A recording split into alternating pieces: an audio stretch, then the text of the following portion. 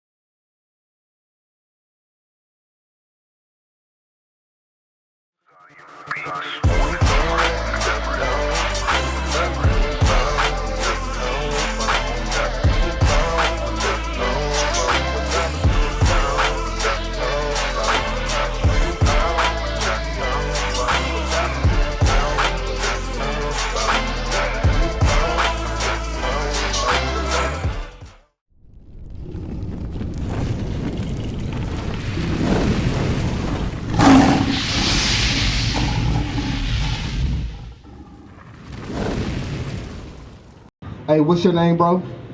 Tyrone. What's your name? David. All right, so a lot of times we come out here, y'all may not understand the point, right? So one of the brothers walked past and was like, you know, is this a religion? Now, religion is in the Bible, but it doesn't, we're not Christians in the sense that we worship, we go to church and stuff like that. We're Christians in the sense that we keep the laws of God because Christ kept the laws. Now, I'm going to just add this quick point and I'm going to bring the officer back up. Have you ever heard of critical race theory? You ever heard? No, David, no. Tyrone, no. So now let me hip you to something. Do y'all remember a few years back when black people was upset about the white monuments that was up, all the old slave masters? Do y'all remember that? The Confederates, all the Confederate soldiers they had erected statues of, they wanted them knocked down, right? Because they was like, look, that represents a negative chapter in American history. But it is still American history. Now look at what happened. Now, black people say, look, y'all need to take those Confederate statues down. Then they say, okay, let's roll out critical race theory. So if y'all want to take our statues down, critical race theory says you can't teach slavery to make somebody else feel bad. Now, when we teach, there you go. Now, who is that affecting? Is that affecting us or the enemy? How is it affecting us? There you go. There you go. So now look, go to Deuteronomy 28:48. I want to show y'all something. This is all a meticulous strategic plan to remove your history out of the schools. But understand this, within the fabric of America, you can't remove slavery. Why? Because slavery built Baltimore. Slavery built Philadelphia. Slavery built America. There you go. There you go. Now watch this. Read. Deuteronomy chapter 28. What you say?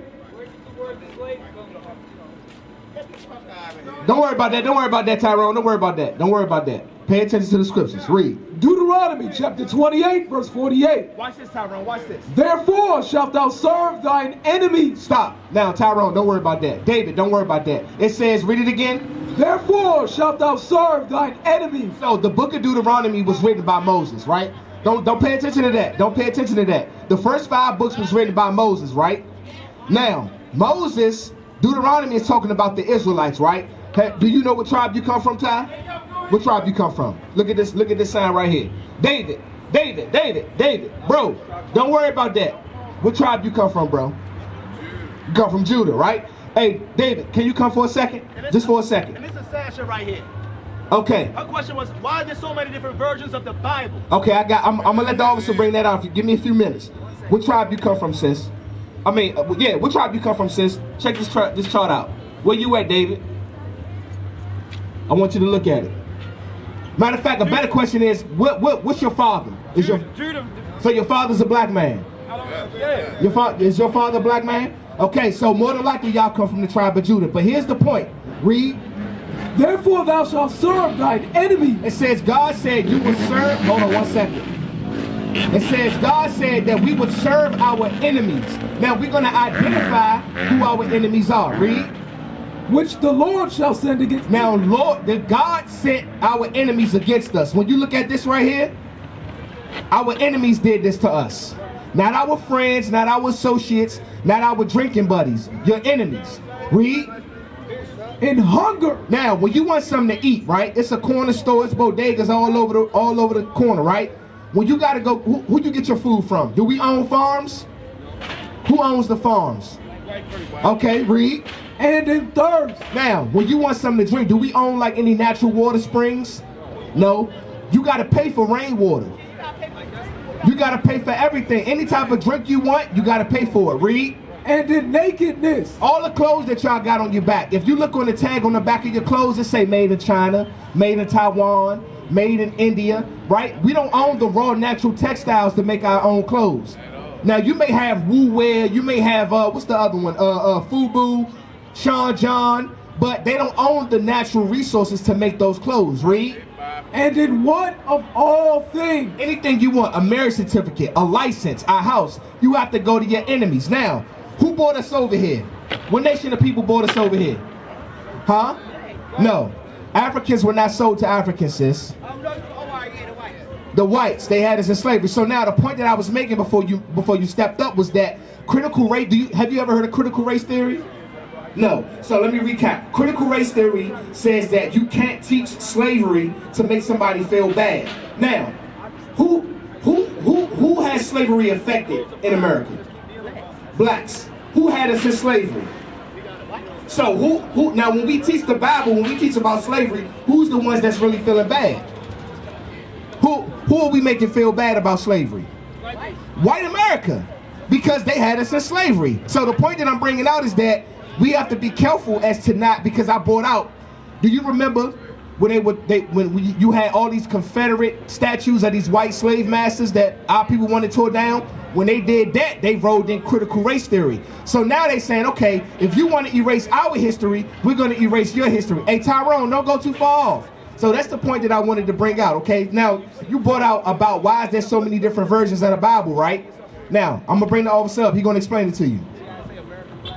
All right, so what you got? Give me Deuteronomy 33 and 29. So you asked the question, why are there so many different versions of the Bible? Like the officer just brought out, we were sold to who? Which are our what? What did the Bible call them? It starts with an E. Enemies, right? Read this real quick. Deuteronomy chapter 33 verse 29. Happy art thou, O Israel, who is like unto thee. So this is the Lord speaking through the prophet Moses. He said, happy art thou, O Israel. If you didn't know, we are the Israelites that the Bible speaks of. So he says, happy art thou, O Israel. Read. O people saved by the Lord. We are the only people that's going to be saved by the Lord. In every captivity that we were in, the Lord redeemed and saved us. Read. The shield of thy help, and who is the sword of thy excellency. And thine enemies shall be found liars unto thee. Thine enemies, those white men, those white people that put us in slavery, it said they're going to be found liars unto thee. You're going to realize that they lied to you. That's why they make all these different versions of the Bible. And I'm going to show you something real quick. Give me Job 30 and 30. All right? I'm going to show you, because based off what he was just going into about the critical race theory, they don't want to feel bad for the things that they've done to us, right? So when we bring out scriptures like this, read. Job 30 verse 30. My skin is black upon me, and my bones are burnt with heat. This is the prophet Job speaking. He said, my skin, his very own skin, is black upon him. Meaning he's letting you know he's a black man, right? So remember we just read our enemies going to be found liars unto us, right? So let's see what the new version, the NIV version says. Okay, you ready? It's right here. Read this. This is the NIV version of Job chapter 30 verse 30. This is Job chapter 30 verse 30 NIV version. My skin grows black and peels. What? That's not what the KJV said. Read it again. My skin grows black and peels. It says my skin grows black. So they kept the word black in there, but how does your skin grow black? They trying to make it seem like it was some type of condition or something that was happening to them. Huh? Like a disease or something. Yeah, like a disease or something. Now, our people, they were being like malnourished and stuff like that, but when black people get any disease, they just get darker. But when the white people get those type of diseases, they don't turn black. They get redder, right? So you see that? Did you get that? So this is the NIV version. Let's read it one more time. This is what the NIV says for Job 30 and 30. See how they tweak the meaning, so you're gonna get a different understanding from it. Read. Job 30 verse 30 NIV version. My skin grows black and peels. My body burns with fever. Now read the KJV. Let's get this out of here. Let's get back to the basics. Read. Job chapter 30 verse 30. My skin is black upon me, and my bones are burnt with heat. He said my skin is black. Let's get some more. Because just in case y'all don't believe that, maybe they just switched that part. Let's see what you got. Give me Song of Solomon. Start at verse 1 and jump to 5. Song of Solomon, chapter 1, verse 1. The Song of Songs, which is Solomon's. So this is Solomon speaking himself. Read. Verse 5. I am black, but comely, O ye daughters of Jerusalem. Solomon said, King Solomon, the wisest king that ever lived on earth, he said, my skin is black. He said, I am black. Read it again. I am black, but comely. He said, I am black, but comely, meaning I'm black and handsome. I'm black and beautiful. That's what he said. Bring it out. How many other, huh? That's what the word comely means. Read it again. I am black, but comely, O ye daughters of Jerusalem. He's letting the daughters of Jerusalem know he's black, but handsome. As us as a nation. Read.